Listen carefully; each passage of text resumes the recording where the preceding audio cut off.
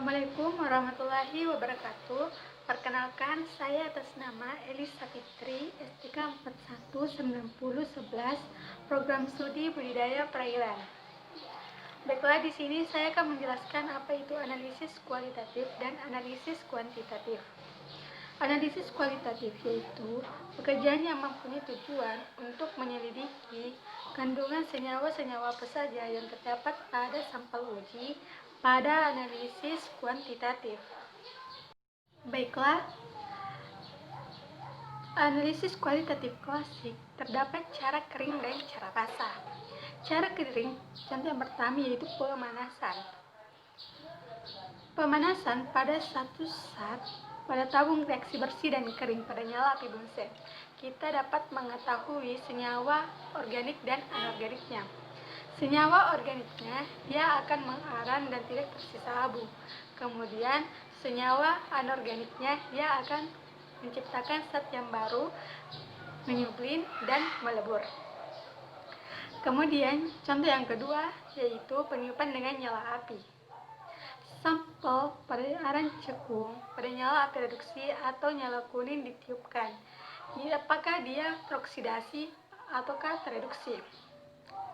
Senyawa organik atau senyawa anorganik yang terbakar pada nyala api oksidasi atau nyala api biru, dia ada oksidator nitrat, nitrit, dan klorat.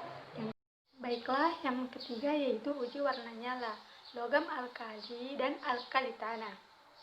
Sejumlah kecil sampel dalam kawat platina yang basah oleh HCl ditiupkan pada nyala api bunsen yang berwarna biru terang atau tidak berwarna.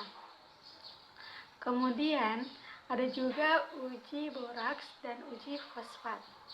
Selain dari cara kering, baiklah terdapat juga cara basah. Yang pertama dalam pelarut air berdasarkan reaksi kimia pengamatan, yaitu berupa endapan, gas, dan juga perubahan warna. Ada juga peralatan berupa gelas beker, tabung pareaksi, dan sebagainya. Analisis kualitatif klasik menggunakan instrumen sebenarnya sudah dikenal di masyarakat, namun tergantung dari spesifikasi instrumennya.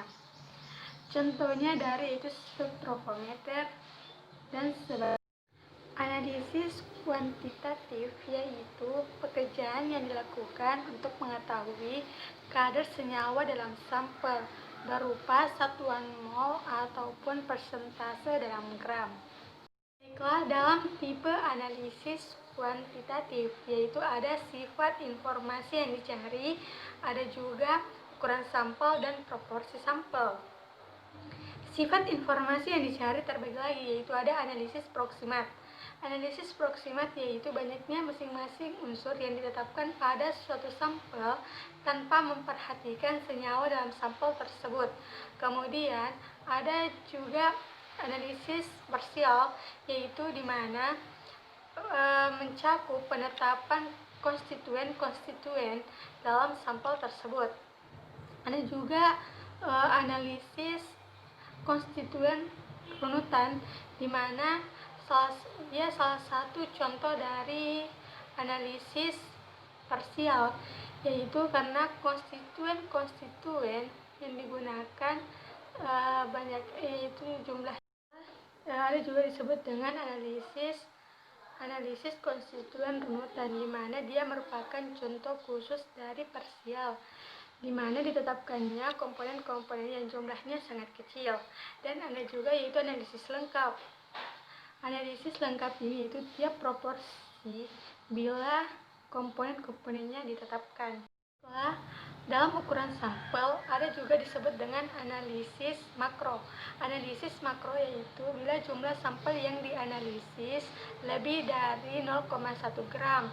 Ada juga disebut dengan analisis semi mikro yaitu bila jumlah sampel 0,01 gram sampai dengan 0,1 gram. Ada juga analisis mikro di mana bila jumlah sampelnya yaitu 1 mg sampai dengan 10 mg. Dan selanjutnya ada analisis ultramikro, yaitu di mana bila jumlah sampelnya kurang dari 0,1 mg. Yang selanjutnya itu proporsi sampel. Zat yang ditetapkan dapat merupakan konstituen utama, konstituen kecil, dan konstituen runutan. Jadi, sebagian besar dan sebagian kecil sampel dianalisis. Baiklah, dalam metode analisis kuantitatif ada penampilan kuantitatif reaksi kimia, yaitu ada gravimetri dan titrimetri, dan ada juga optik. Dalam metode optik, analisis tergantung pada banyaknya energi cahaya yang diserap oleh sampel pada panjang gelombang tertentu.